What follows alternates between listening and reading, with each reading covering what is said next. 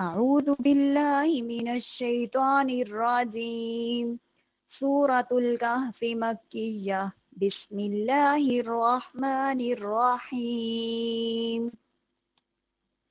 الحمد لله الذي أنزل على عبده الكتاب ولم يجعل له عوجا قيما لينذر بأسا شديدا من لدنه ويبشر المؤمنين الذين يعملون الصالحات أن لهم أجرا حسنا ماكثين فيه أبدا وينذر الذين قالوا اتخذ الله ولدا ما لهم به من علم ولا لآبائهم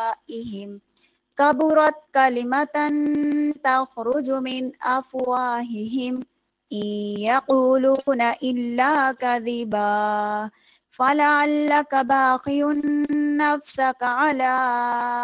آثارهم إن لم يؤمنوا بهذا الحديث أسفا إنا جعلنا ما على الأرض زينة لها لنبلوهم أيهم أحسن عملا